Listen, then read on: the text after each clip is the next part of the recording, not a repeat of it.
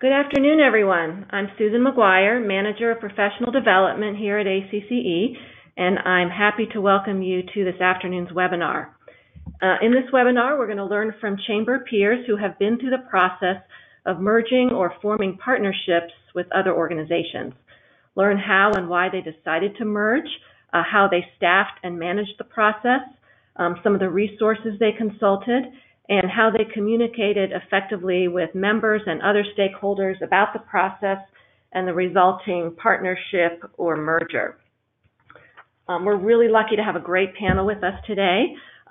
It includes Jane Clark, President of the Michigan West Coast Chamber of Commerce, Joe Unterreiner, President and CEO of the Kalispell Chamber of Commerce, and Matt Pivarnik, President and CEO of the Greater Topeka Partnership. And we also have with us Sarah Melby, who is Director of Information here at ACCE, and will tell you a little bit about the many resources we have here at ACCE on chamber mergers, partnerships, and other alliances. So before I turn the program over to our panel, I do have a few housekeeping notes. First, attendees are in listen-only mode during the webinar to avoid background noise. Second, after the panel's presentation, we will have time for questions, and you can ask those questions by using the question function in the webinar panel to the right of your screen. The question box is on the lower right-hand corner of your screen. Just type in your question, and I will read the question to our panel. If we run out of time and don't get to your question, or if you have a question that you would prefer to discuss with any of the panelists offline, including Sarah or myself, please feel free to contact us directly. All contact information will be included in the presentation on the last webinar presentation slide. So we can also get in touch with you afterwards if you've asked a question that hasn't been answered. So either way, we will get in touch and we'll get your questions answered. Third, this webinar is being recorded, and it will be posted on the ACCE website on the ACC University webinar page by Monday, February 19th. And I'll let you know how to get to that page towards the end of the webinar. Also, the presentation slides are uploaded to the webinar panel on the right-hand side of your computer screen. Just click on the presentation to download it. If you're not able to download it for any reason or you prefer not to during the webinar, that's totally fine. I will post the presentation slides along with the webinar recording on the webinar page. So with that, I would like to introduce our speakers today. Jane Clark is President of the Michigan West Coast Chamber of Commerce, the organization created through the merger of the Zeeland Chamber of Commerce and the Holland Area Chamber of Commerce in September 2012. She was previously president of the Holland Area Chamber of Commerce since June 2004. The West Coast Chamber is a 5-star accredited chamber with over 1,300 members representing 65,000 employees in the Greater Holland-Zeeland area. Jane is a 1985 graduate of Indiana University and a graduate of the 6-year Institute for Organization Management program. She's a former member of the Board of Directors of the Michigan Association of Chamber Professionals and has been recognized by MACP as Chamber Executive of the Year. She's also served as board chair of the National Association for Membership Development and is currently a member of the ACCE Board of Directors. She's also a member of the Chamber of Commerce Committee of 100, a program of the U.S. Chamber. Jane and her husband Robert are the parents of 2 sons, Harrison and Hudson, and in her spare time, she's an avid runner and a beginning tennis player. Joe Unterreiner is the president and CEO of the Kalispell, Montana Chamber of Commerce. In this capacity, he also serves as the executive director for the Kalispell Chamber Foundation and for the Kalispell Tourism Business Improvement District. Joe, who is a certified chamber executive, also serves on ACCE's Certified Chamber Executive Commission and on the U.S. Chamber of Commerce's Committee of 100. Previously, Joe worked in the field of commercial real estate development and financing in Southern California. He also worked as a presidential management intern with assignments in the White House, Office of Management and Budget, and Federal Home Loan Bank Board. And then later, he served in the Budget and Management Office at the American Embassy in Athens, Greece. Joe holds an MPA and BS degrees in public administration from the University of Southern California. His work to improve education and workforce systems resulted in recognition from the National Association of State Workforce Agencies with its William Hartwell Jr. Award, and by the Governor of Montana with the Desiree Taggart Memorial Award. Under his leadership, the Kalispell Chamber was recognized as the Outstanding Business Retention and Expansion Program by Business Retention and Expansion International. The Kalispell Chamber has earned a 5-star accreditation designation from the U.S. Chamber of Commerce. Then we have Matt Pivarnik. Matt is President and CEO of the Greater Topeka Partnership, a collaborative organization including the Greater Topeka Chamber, Go Topeka Economic Development Organization, Visit Topeka, Downtown Topeka Inc., Heartland Visioning, and Forge. He joined the partnership in January of 2016. Matt moved to Topeka from Tulsa, Oklahoma, where he was the Executive Vice President and COO of the Tulsa Regional Chamber. Matt and his wife Wendy live in Topeka with their youngest son Trey, who is 15. His 24-year-old son Zach is a mechanical engineer at HME Inc. in Topeka, and his 20-year-old Chase is in the United States Marine Corps. Matt's parents and in-laws also make Topeka their home. And then finally, Sarah Melby is ACCE's Director of Information and Research, and Sarah manages the HERO team for help, expertise, and resources online for ACCE's members. Sarah has been with ACCE for 4 years and is a digital research librarian who has worked in public and academic libraries before joining ACCE's staff. Sarah enjoys helping ACCE's members connect to the information they need to help them accomplish more in their daily work. So thank you everyone for being with us today. And at this point, I am going to pass the presentation over to Jane. Oh, thank you, Susan. And it's really a privilege to share our story today with my other fellow panelists. Let me tell our listeners a little bit of what to expect. You're going to hear about 8 to 10 minutes from each of us, some closing comments from Sarah about how other ways ACCE can help you with your merger conversations, and then we'll open it up to Q&A. We're also formatting this kind of from simple to more complex. I'll tell you the story of my chamber merger, which was just 2 chambers located in the same community. Then we'll broaden the circle a little bit and talk about a chamber and CVB, and then I hang on for when you hear from Matt, because it's the whole kit and caboodle of a chamber, an economic development organization, a CVB, and a downtown organization, and just very inspirational story there out of Topeka. So my story on the next slide you'll see is the Michigan West Coast Chamber of Commerce, a merger that we did 5 years ago, the merger of the Zeeland Chamber and the Holland Area Chamber of Commerce. So Susan, I'll have you hit to the next slide. Our 2 chambers, as I mentioned, chamber to chamber, perhaps relatively simple in the concept. My chamber, I had been with the Holland Chamber of Commerce for a long, long time. At that point, when we started the merger conversations, we had about 1,100 members. The Zeeland Chamber is a small community just 5 miles up the street with 360 members at that time. But as we started doing our research and our discovery, we quickly realized that 45% of their members were already members of the Holland Chamber. So knowing that, then the potential of our combined chamber was going to be right at about 1,300 member firms. We also had the situation, which I think a lot of communities face, where you have a smaller chamber community, a little bit afraid of what might happen in a bigger community. So the smaller population here was about 5,500 people. Our larger chamber, the city itself, had 33,000, but the broader area the Holland Chamber was already serving was 124,000. Same comparisons with budget, much smaller chamber in Zeeland. Ours was about 1.3 million. The first year, when we combined resources, we were at 1.278. So we'll flip to the next slide.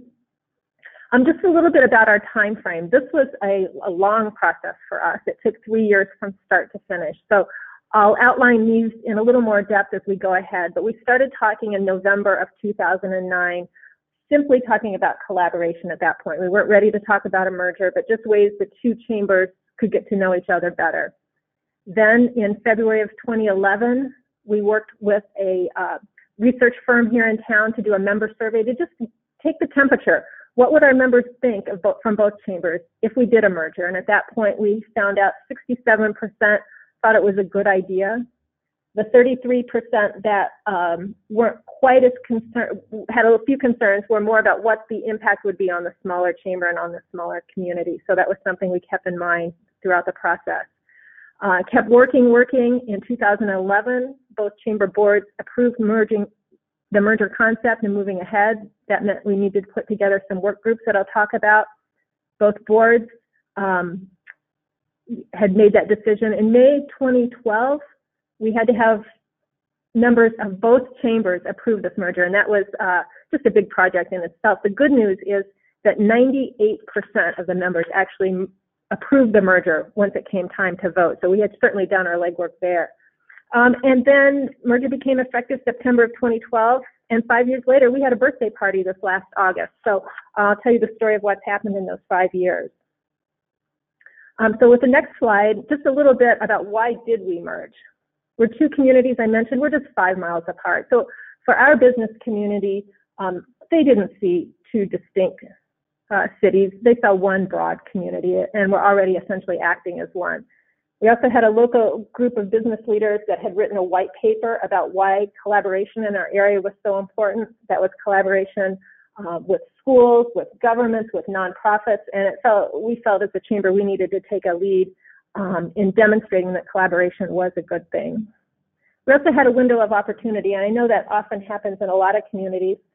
There was an upcoming retirement of the longtime president of the Zeeland Chamber, of the smaller chamber, and so that just gave us a nice way to start the conversation.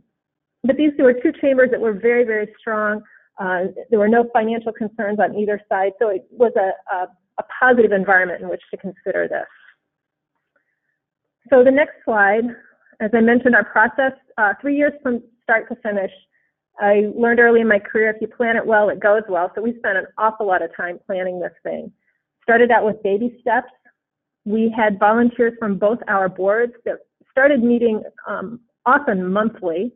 So I led a group of 3 volunteers from my board, 3 volunteers from the other board, as well as staff. We started with building trust, and that took quite a while because it's a big deal when you are worried you might lose your community identity by losing your chamber. So we really wanted to start just getting to know each other. As the conversation unfolded, we developed a memorandum of understanding, and that was very helpful just so we could agree on what our goals were, what were we trying to do with a potential merger. And then from that, 4 work groups emerged that really did the heavy lifting to make this happen. And I'll highlight them here because I'm often asked, how do you get the nuts and bolts of this accomplished?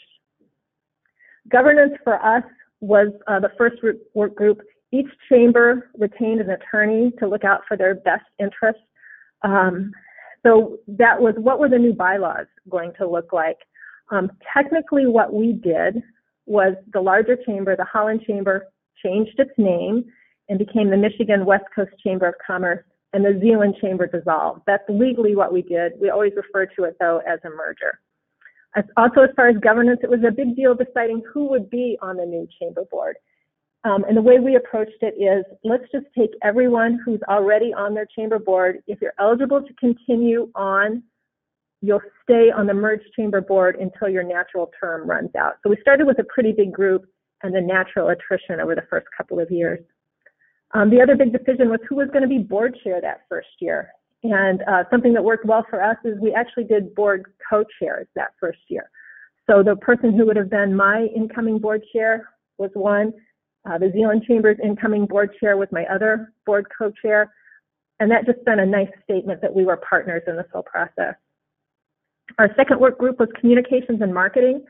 That's the one where we did hire outside help. The rest of the process, except for our attorneys, we managed ourselves. But we did hire one of our local marketing agencies to help come up with the name, come up with a new logo. That's an evolving process. It took a little while to grow into our name, but we feel very comfortable with it today. Our strategic planning group, we needed a vision, mission. We developed guiding principles that would lead the new organization and outlined what our launch of our strategic priorities would be. So that was our strategic planning committee. And then operations.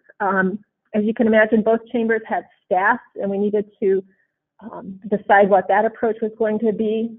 Early on, we were able to say, we're going to keep everybody. If you work at one of the two chambers now, we'll have a job for you. We don't know what that position will look like, but there will be a place for you. So that certainly breaks down one of the barriers and one of the apprehensions that others might have. Not the way you would do maybe a business-to-business merger, but because both chambers are strong financially, we're able to give everybody a job. And the other challenge related to operations was location. Both chambers owned their buildings, and one of the tenets of the merger is that we would keep a presence, we said, in both communities. I'll tell you a little bit more about that in a second, but when we launched, we had facilities in both communities, and we still do today. It just looks a little different. So on the next slide, I'll tell you a little bit about our merger communications plan. I mentioned early on we did a survey to find out what is interest in doing this. We weren't sure what we were going to find, so we were pleasantly surprised when the initial survey went out that 67% of members of both chambers had no concerns. And again, the other concern was just what would the impact be, worrying about the smaller chamber getting lost, if you will, in the bigger organization. But we did do regular email updates to our members during the process because we needed buy-in for the process, and certainly we wanted buy-in and acceptance when the whole merger was completed. And we left a party here, so we had a nice celebration party when the merger was complete. So on the next slide, what were some of our challenges? We had to figure out what the new due schedule and budget was going to be, and you just do your best. Fortunately, we came very, very close to our budget. The new organization's been very strong financially. We transitioned members over a 3-year period. As we developed the new schedule, we made some adjustments. If your adjustment was going to be more than, I think we did about $150, we did it over a 3-year period. Members that were paying double to both chambers in the end did see a dues decrease. Another challenge was we needed to find roles for the 2 incumbent presidents. I had mentioned that the smaller chamber had a retiring president. They did fill that position, and so that meant we had 2 organizations with 2 presidents and what we were going to do. In the end, I ended up being president of the larger organization, the merged chamber, and we found a great position for the area of expertise, which happened to be talent development for the leader of the smaller chamber. So that certainly helped, and because either one of us could have hurt the process along the way if we weren't committed to making the merger happen. We also had to find a new home for community parades and festivals that the smaller organization had been doing, so we created a new nonprofit to handle that, which continues today. Staffing challenges with the 2 offices. In the beginning, we tried to staff 2 offices, and that just got very complex. So in the end, we did sell our building in Zeeland, rented some smaller studio space that we still have available for us and our members, but our staff does work out of a sole office now, and that was certainly a transition. And then the perceived loss of a smaller community identity. We have, I think, gone above and beyond to make sure we deliver services throughout our region now. We've started some affinity groups that build community in Zeeland, and we're very mindful about our board selection to make sure we have board members from each of the communities. So, but something we are always thinking about. So where are we today? That's on the next slide. And as I mentioned, it's been 5 years, and it has gone remarkably well.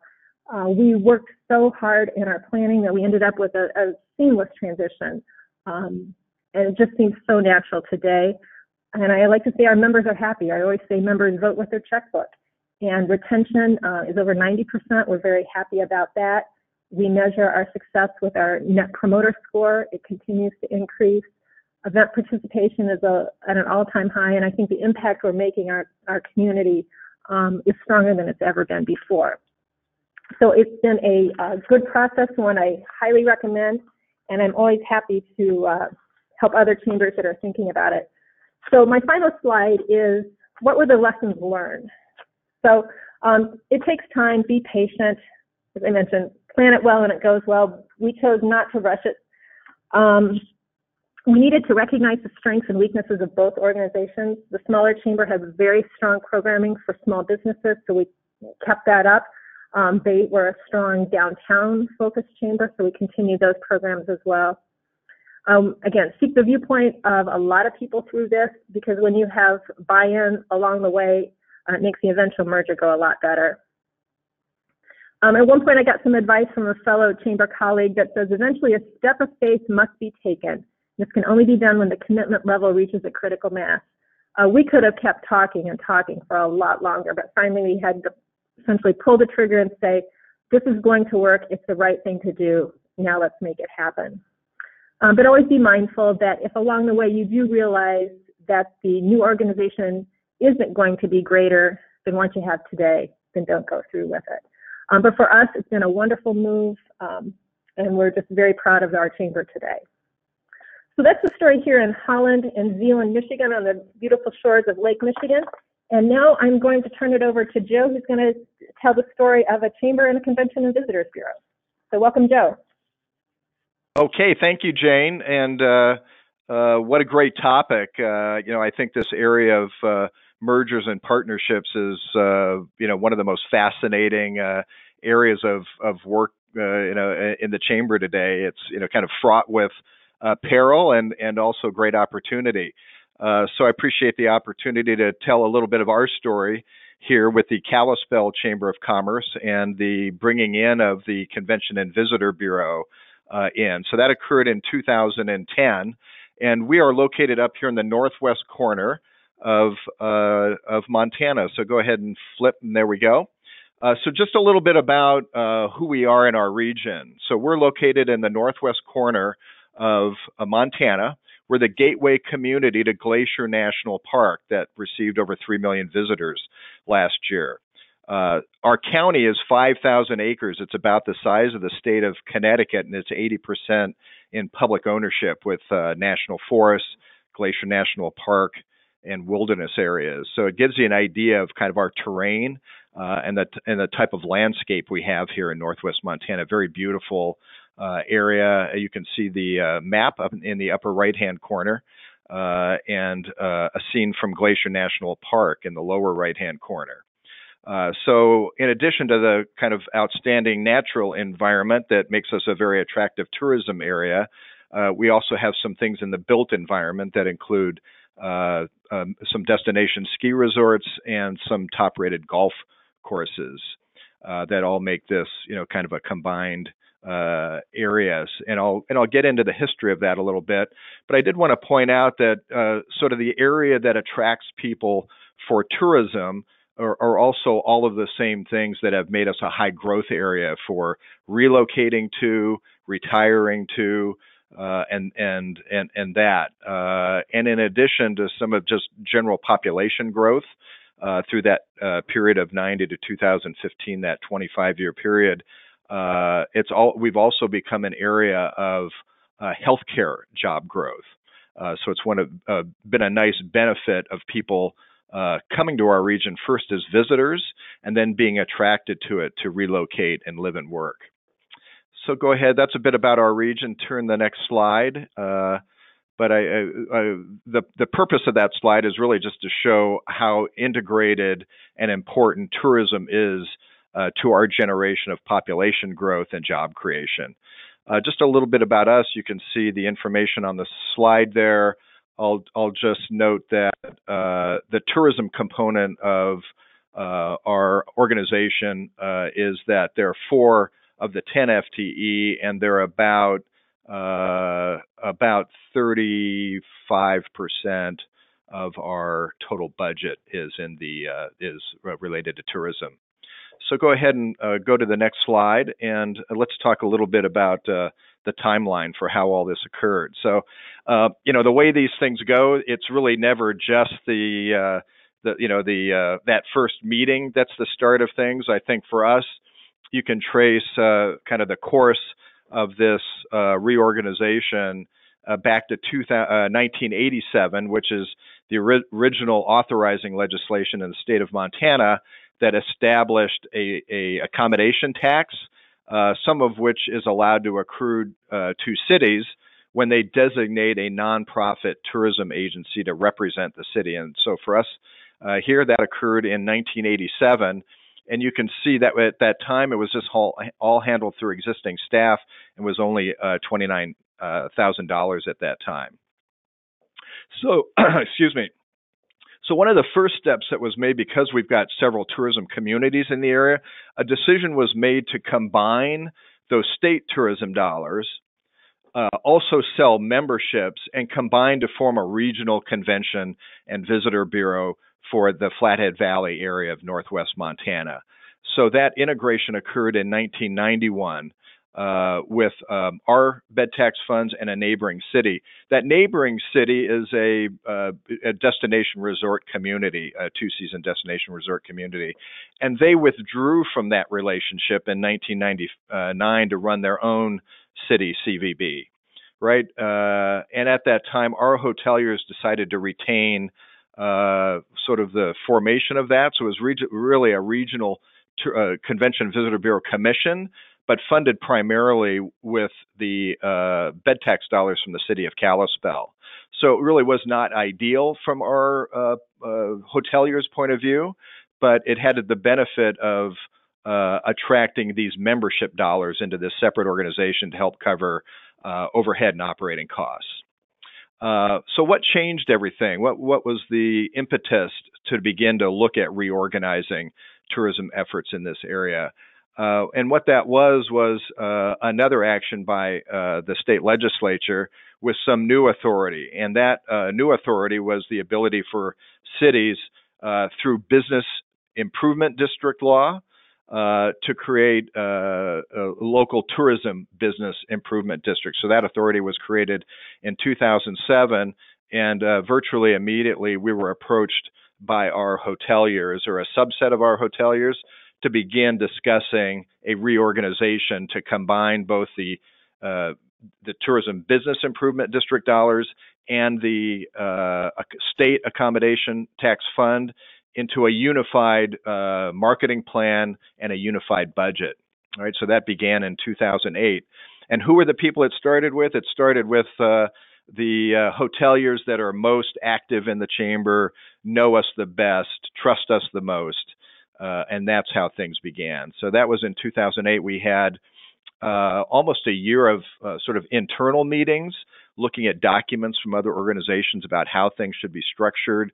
We had representation from hoteliers, representation from our city, and from the chamber board. So all that played out to in 2010, the merger concluded. So you can see at that time, the tourism effort consisted of one FTE and a total budget of about $85,000 for tourism promotion. So that was in 2010. Fast forward now to 2018. I think it's been advantageous both for hoteliers and I think for the other members of the chamber. And we've got lots of members that are, restaurant and entertainment and guides and outfitters and tourism attractions. So they've been net beneficiaries of this. And it's primarily, and this gets to a little bit about what Jane said about how the parts have to, you've got to get 1 and 1 to equal 3.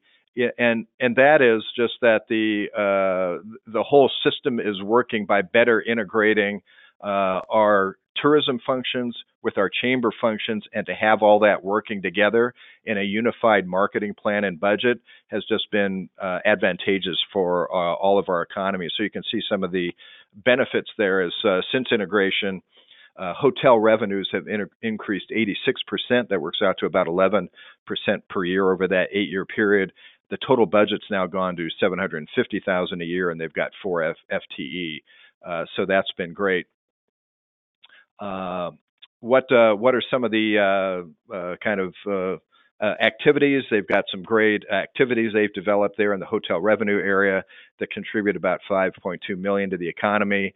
And what we found, particularly in that bottom note with regard to airline service, is that airline service is a top priority for our hoteliers and our tourism community, but it also is for other industry sectors as well, particularly our manufacturers up here. So to be able to combine that area to advance an agenda for airline expansion has been great to really just be able to articulate that across several different industry categories. So go ahead and turn the page. We've already covered how the merger started. It was because of this new authority.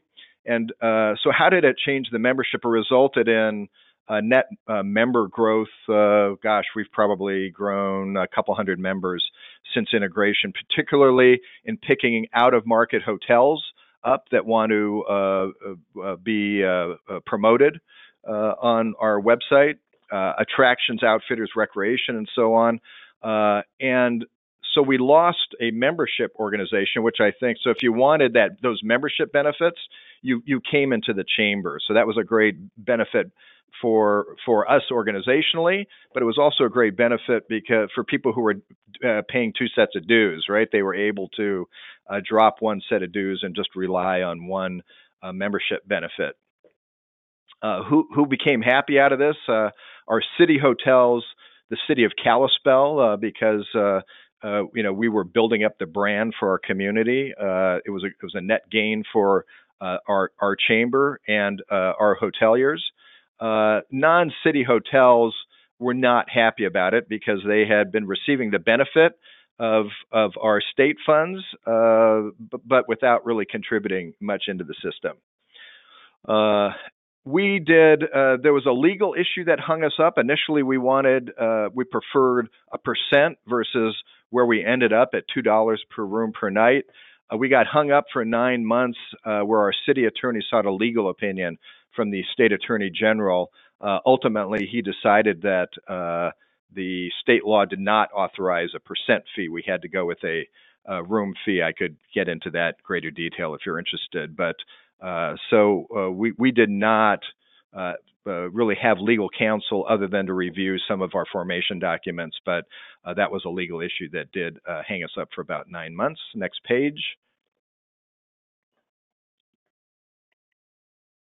Yeah, and so, I really agree with some of what Jane said about just taking the pace has got to move at its own pace, keeping everyone together, informed, being transparent about all of that, I think is just absolutely key in moving forward. We did not use a consultant in the process. We knew all the players involved. They were already our members, so we didn't feel we needed somebody to manage us through that process. We did it as a group of hoteliers, city and their staff, and our mayor, and representation off of our chamber board. As these things go, I think part of it is the just how you manage things from a branding, a naming, and a market approach. In our case, we decided to create a separate brand for our Convention and Visitor Bureau with a separate website to be able to really focus on that without trying to totally subsume that completely under the chamber brand. And we did modify our logo. You can see in the bottom right-hand corner where we added the second line there, where it is now the Kalispell Chamber of Commerce and the Convention Visitor Bureau. So we did change our brand to accommodate the new mission. We didn't create a new strategic plan. We just amended the current strategic plan we're operating under to pick up new tourism strategies and tactics. And was there trouble? Yes. We ran into our share of trouble. We can go into maybe more under Q&A. But I think the important thing that I'll just also agree with Jane on is that you've got to. The merger's never done, right? I mean, we were on our own, merged to a regional, came out of a regional. Reorganize that all those activities under the chamber, and that might spin off again someday. So I think in these structures you've got to constantly bring value to the relationship, or value will be sought somewhere else. I think, and with that, I will feel free to be happy to take any questions if they come up, and I'll turn it back to Jane to introduce Matt. Hey, thanks, Joe. Great information and great story there. And now my friend Matt Pivarnik. Matt and I go back to our NAMD days, and boy, he's charting new territory for Chambers. So Matt, take it away.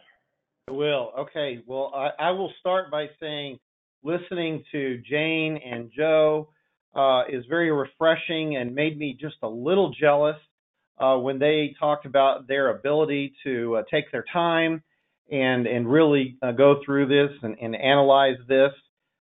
You're getting ready to hear a story where it was the exact opposite, and so I would encourage everybody to buckle your seatbelts because I'm going to move fairly quickly, but you're going to hear a little tale about Topeka, Kansas, and it has been very fast and furious. The reason it was so fast and furious, and again, I would love to have taken that time, but Topeka did not have the time to take. Topeka was really in sort of a 911 mode. We were in a position in our community to where we needed to take advantage of the momentum that the community had at that very moment and really put structure behind us and take the structural barriers that we had out from in front of us so that we could get to work on strategy. So I just want to let you know I came to Topeka about 2 years ago, January of 2016. Previous to that, I was at the Tulsa Regional Chamber, and we had a partnership organization there that really had 9 organizations. We had a Chamber of Commerce, an Economic Development Organization, a Convention and Visitors Bureau, a Sports Commission, the Tulsa Film and Music Commission, Mosaic, which was a Diversity Inclusion Organization, Tulsa's Young Professionals, Tulsa Small Business Connection, and we also had the Forge Incubator and Co-working Space. I actually didn't know what I had until I didn't have it. So when I arrived in Topeka, I actually found myself sort of taking a deep breath thinking, this is going to be very interesting because I came to Topeka to work for the Chamber and Go Topeka, which was the Economic Development Organization, and taking a deep breath and just thinking, it's going to be nice to be able to focus on 2 organizations as opposed to 9 different organizations. But it did not take me long to realize just what I was going to miss and what I was already missing by not having all of my strategic partners in our collaborative organization together. We had great partnerships with these organizations, but they were across the street. They had different staff, they had different hours, they had different boards, they had different mission statements. And so I really found myself longing for the structure that I had before. One of the things that was said to me over and over is, do you know one of the reasons you're here is to merge a lot of our different organizations? Well, nobody ever told me that in the interview process, so I found that to be a little bit surprising when I arrived. The Chamber is about a 1,000-member organization and about $1 million annual budget. Go Topeka, the Economic Development Organization, is about $6 million annual budget. We immediately, when I got here, one of the things I realized is that we did not really have a cohesive community-wide strategic plan or a economic development strategy. So we immediately started working on that. And lo and behold, we engaged Market Street Services, who I'd worked with in the past. And one of the things when they came in and started developing our strategy is they actually made an observation, and this was community members talking to them, but they said, your structure is not conducive to a cohesive regional collaborative strategy for an entire community. Basically, they said, you're over-organized.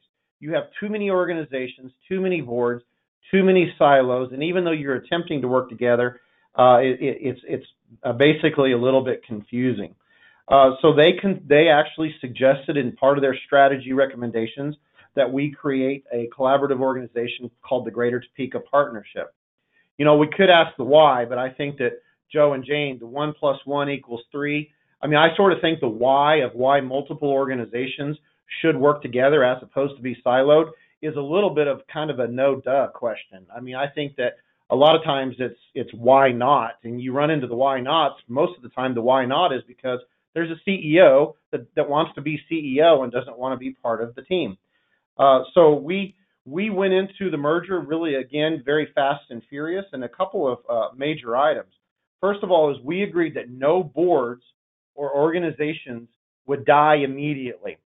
It doesn't mean that they won't die in the future, but immediately we would keep all our 501c6s, all our 501c3s, all our LLCs in place, and no boards or organizations would die immediately. The other is that no staff would go away. So we were able to put these organizations together and not have any staff that went away based on the merger of the organization. And then the other is we agreed we weren't going to use the word merger. So we kind of had the no M word. We were bringing together a collaborative agency called the Greater Topeka Partnership, and there was all organizations ended up being equal organizations in this. The very interesting thing here is we had two CEOs. We had the CEO of Downtown Topeka Incorporated that had been CEO for a long time and CEO of the Convention and Visitors Bureau. Both of these CEOs embraced this idea. And they embraced the idea because they were more interested in the success of the community than they were interested in building their own empire. So they're now part of our executive leadership team and still running their different organizations, but they have roles within the Greater Topeka Partnership. I would say that was key. We didn't have to wait for somebody to retire or be retired. We actually had willing CEOs that were ready to be part of this. There were four major organizations that came together. One was Go Topeka, a 501c6 economic development organization. Chamber of Commerce, 501c6 chamber.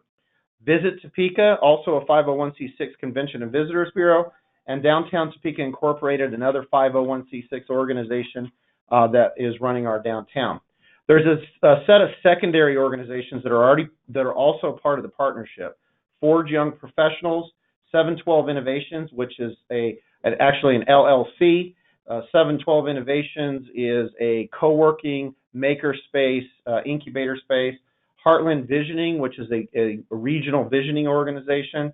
And then also there's a brand called Momentum 2022, which ultimately became the strategy for all of the organizations together to implement over the next 5 years.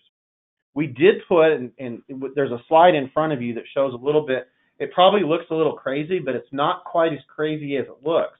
One of the things that we decided is that we'd be governed by a chair's council. So the chair and chair-elect of each organization actually serve on the chair's council.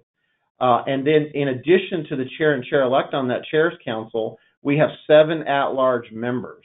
And so the chair's council is really the 50,000-foot governing body that's overseeing the entire Momentum 2022 strategy and the partnership as a whole. But if you notice on the org chart, in that blue box there, the blue box represents volunteer leadership groups and boards of directors that are still in place. There are, in addition to a couple of those, the Chair's Council, we did actually create a 501c6. So as of January 1st, there's a 501c6 called the Greater Topeka Partnership. All of the employees work for that 501c6 and then are, I'd say for lack of a better term, rented out to the rest of the 501c6s, LLCs, and 501c3s. There are 2 501c3s. There's the Greater Topeka Partnership Foundation, and there's the Downtown Topeka Incorporated Foundation. I will say one thing, things changed for me. And really, we are moving so fast and furious that we kind of woke up January 1st of 2018, and one of my board members called me and said, do you realize that you no longer have a contract? Because your contract was with, specifically with the Chamber of Commerce and with Go Topeka. And so my contract was rewritten. I now am employed by the Greater Topeka Partnership, and I have a little bit of a different set of responsibilities in managing a bigger organization and a bigger staff. There's definitely a shared strategy and a shared vision. We are brand new at this because we move so fast. So in between 2016 of January and now, we have created a regional strategy. We have put together the Greater Topeka Partnership, and we've also gone out and raised in excess of $7 million in private funding to actually fund this strategy. A lot of times people from other organizations and other communities say, what happened to the money? The Chamber walked into this relationship with over $1 million in reserves. Topeka walked in with several $1 million in reserves.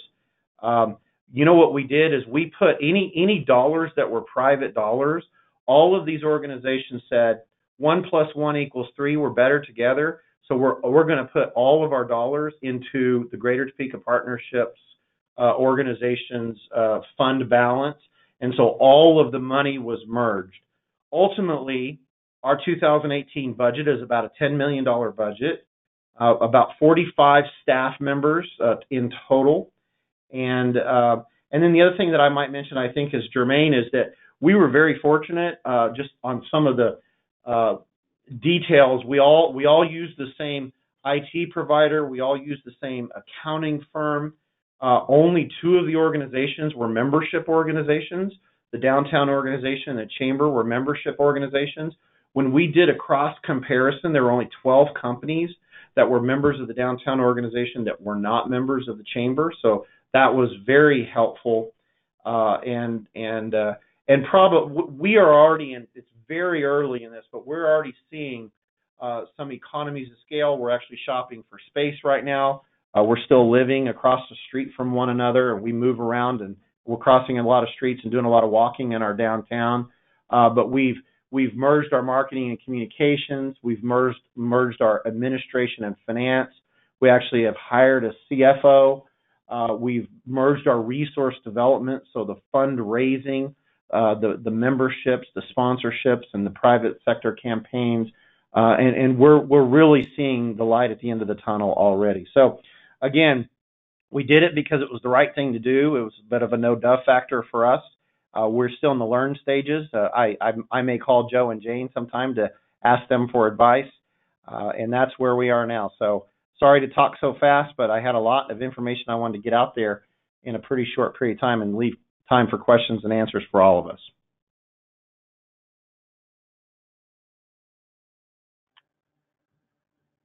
And I'm finished. Susan and Sarah, do you guys have some questions? I think that, Sarah, do you want to take a few minutes and talk about ACCE resources? Sure, that sounds great. Let me switch over to my screen here. And let's see here.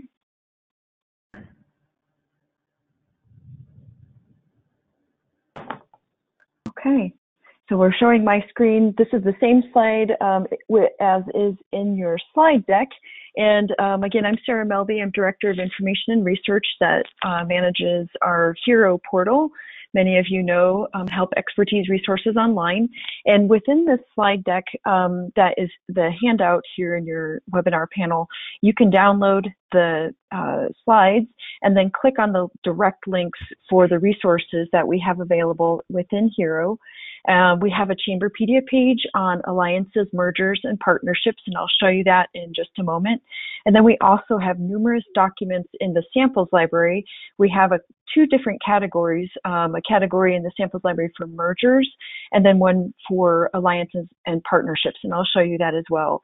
And then Jane earlier mentioned about using Net Promoter Score. We also have a Chamberpedia page on Net Promoter Score. So I'll dive into that and show you the web page that we have here. So within the information portal here, clicking on information, the Chamberpedia pages you can just access from the Chamberpedia link. And then the mergers and acquisitions and partnerships models is on the governance and leadership page. However, you can also just type in mergers up here in the search, and it will take you to the right page on mergers and acquisitions. And I'll show you that here in just a second. So here's our Chamberpedia page. Here's the Alliances and Partnerships page.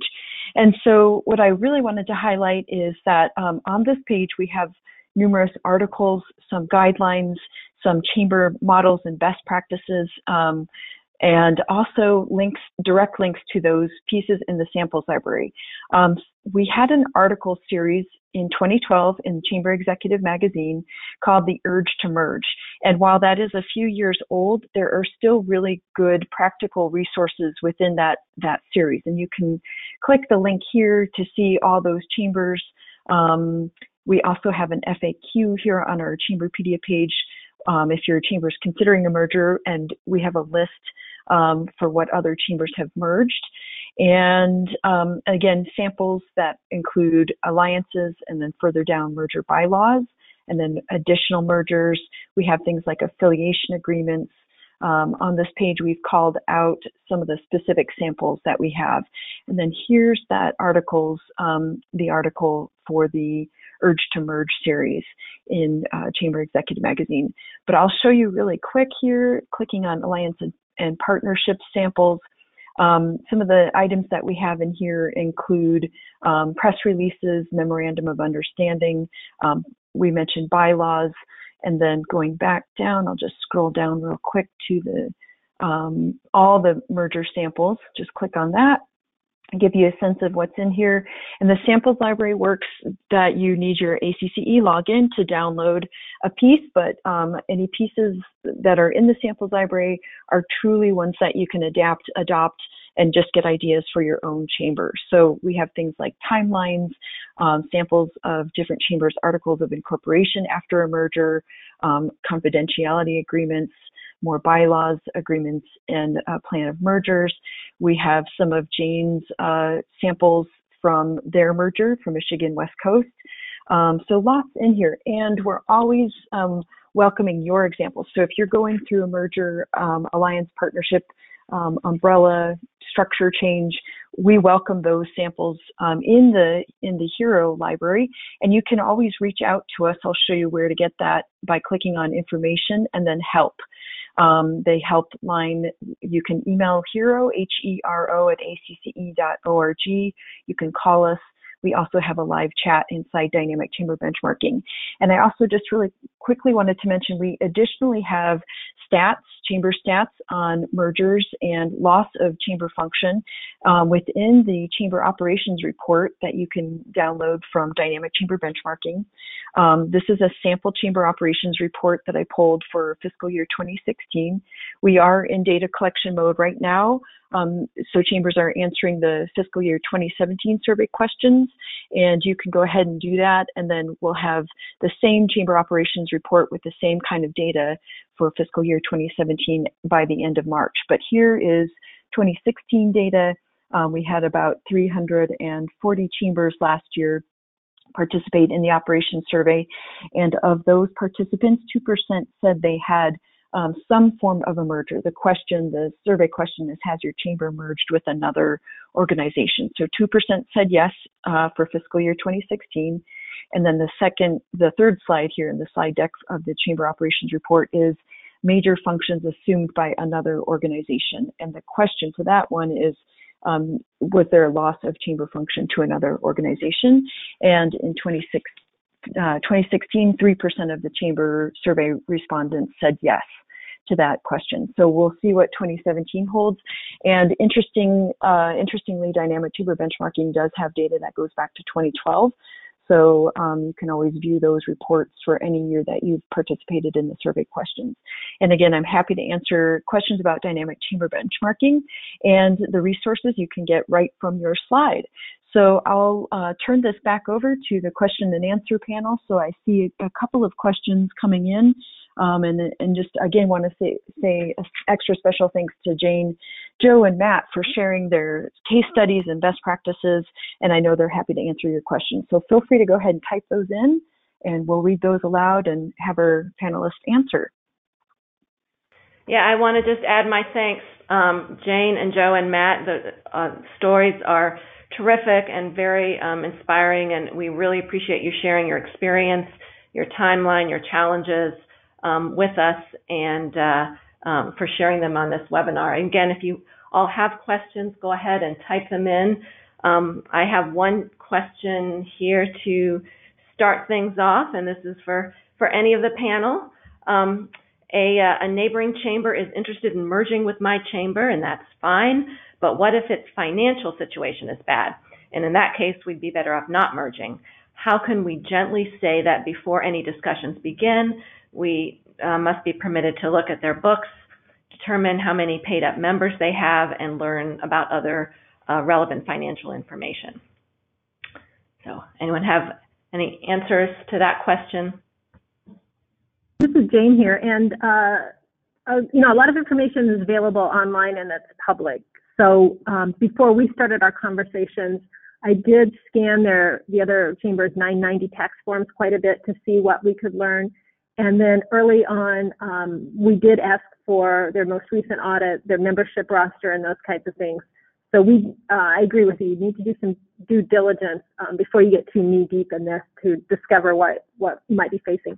Fortunately for us, both chambers are really strong financially, so we didn't have to say no. But I can appreciate that question very much. Okay. Thank you, Jane. Another question, are there consulting companies who specialize in this?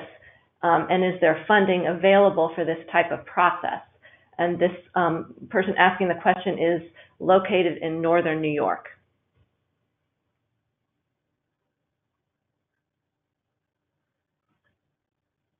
I'm not aware. Yeah, I'm not aware of a company that specializes in this, but I would say any organization that has an organizational development, if you can find an organizational development expert or consultant, I would recommend it. We didn't use one, but I would recommend having a consultant involved if you can afford one. And I can also speak to that. This is Sarah. We do have a few consultant lists, and we also have what I call our merger mentors list. And I'm happy to send the person who's asked that question, I'll send you that list.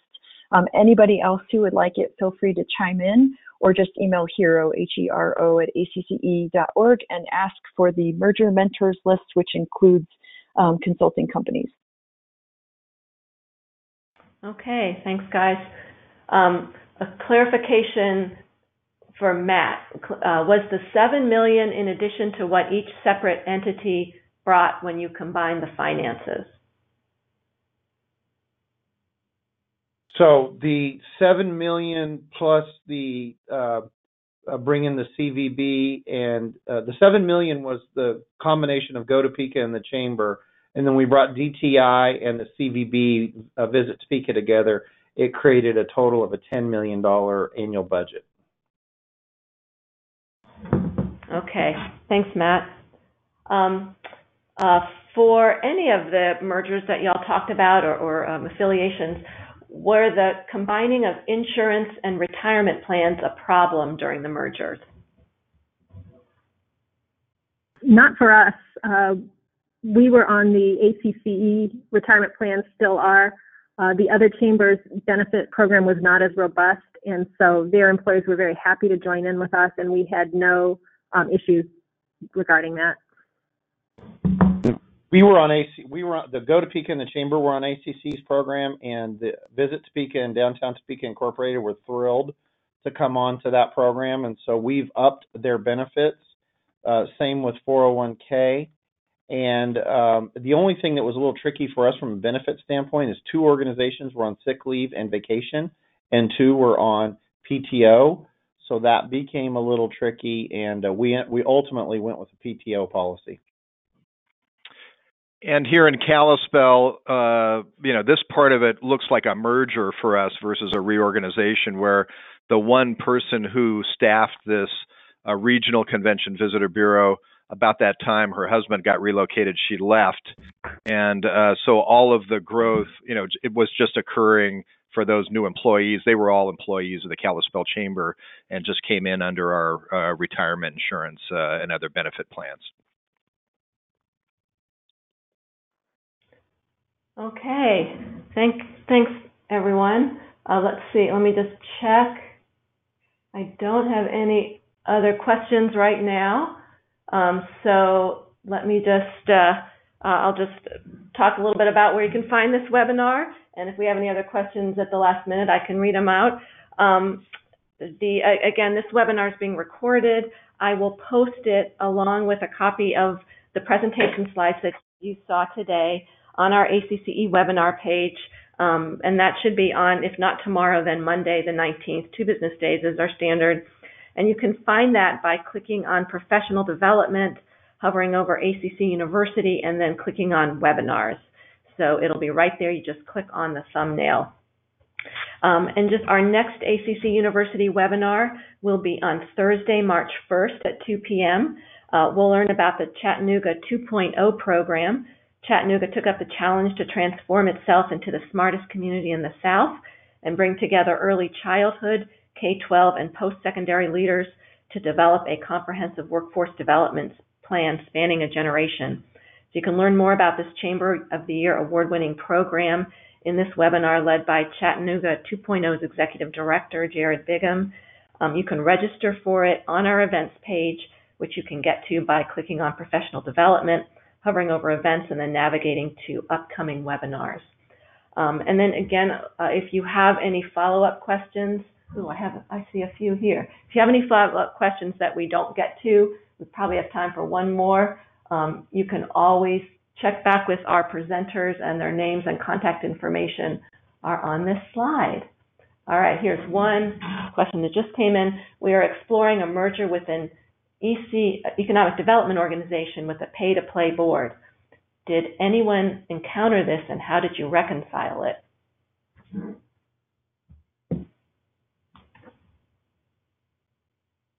I'll answer that. So we had our economic development organization in Tulsa was pay to play, and here it is more community-wide and inclusive because we have public and private dollars. So being part of both of those, that would be interesting to merge those and quite tricky, I would think. And so that wasn't our experience here. We did not have a pay to play board here. Just add a note for Kalispell, which is Tourism Business Improvement District Law is under Business Improvement District Law, which requires, in this case, I think we are around 25 hotel properties. They're able to direct those funds through a 7-member board.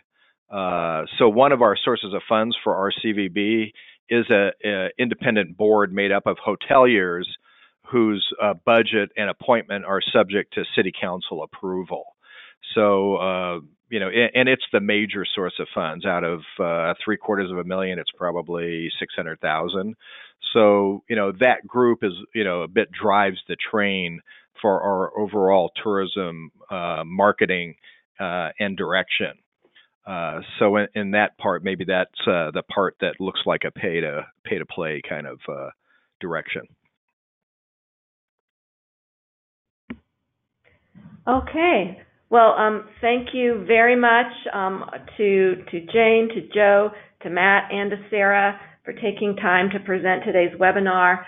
Thank you to everyone for your great questions and your participation and your interest. Again, look for the recording on our ACC website very soon. Call or contact us with any questions. And again, appreciate you joining us.